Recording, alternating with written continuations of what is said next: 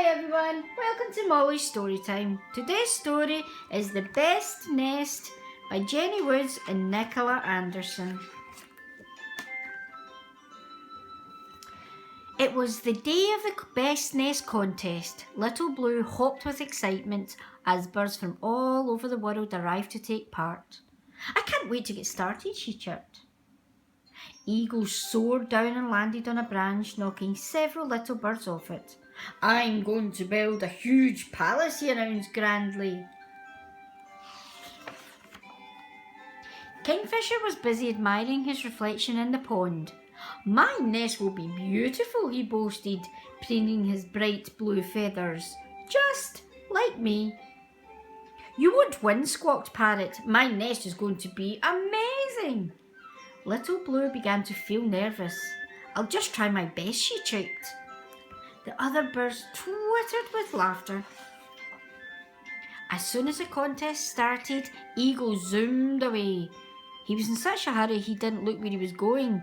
He flew straight into a haystack. Even though Little Blue was busy with her own nest, she fluttered over to help Eagle. Never mind, Eagle, she said. Then Little Blue noticed all the bright yellow straw on the floor. She was just gathering it up for her nest when a loud squawking sound made her jump. It was Parrot and Kingfisher fighting over a flower. Little Blue went to see if she could help. I want it, screeched Kingfisher, pulling hard. I found it, squawked Parrot, tugging back. Feathers flew as the two birds squabbled. Thinking quickly, Little Blue scooped up some of the feathers. These are much prettier than petals, she said. Kingfisher opened his beak to agree and let go of the flower. With a shriek of delight, Parrot shot into the sky, clutching the flower in her beak. "Huh," huffed Kingfisher, flapping away. I'll find something even prettier to decorate my nest with. Little Blue had been so busy helping her friends, she hadn't even started building her own nest yet. My nest won't be anywhere near as good as the others, she worried. So she got to work, but then something caught her eye. It was a paper cup hopping along the ground. Little Blue lifted it up, and to her surprise, underneath was Kingfisher. Have you been rummaging through the rubbish? Asked Little Blue.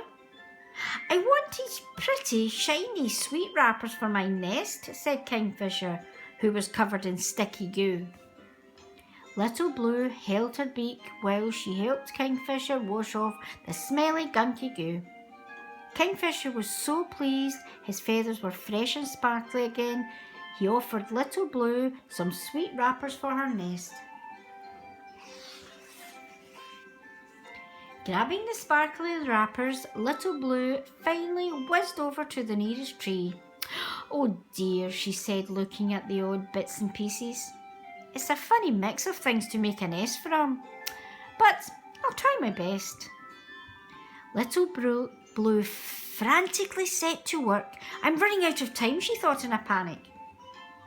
In the next tree, Eagle had built a palace so big the branch was starting to bend. Kingfisher's nest was smothered in shiny paper like a giant mirror. The most amazing nest of all belonged to Parrot. It has 7 wobbly floors, decorated in every shade of the rainbow. Parrot dropped her flower on the top. The tower teetered and tottered, then crash! Little Blue rushed over, but before she could help Parrot, the whistle blew for the end of the contest.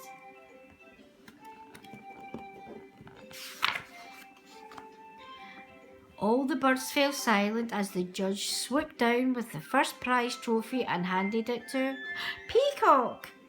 Eagle, Kingfisher and Parrot were outraged. They squawked rudely. Then there was a surprise announcement from the judge. The prize for best effort goes to Little Blue.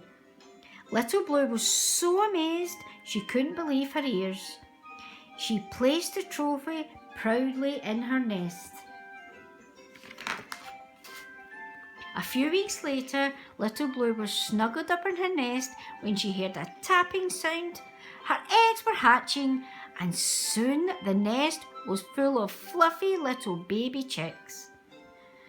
There isn't room for a trophy anymore, thought Little Blue. Little Blue didn't need a trophy to know which nest was best.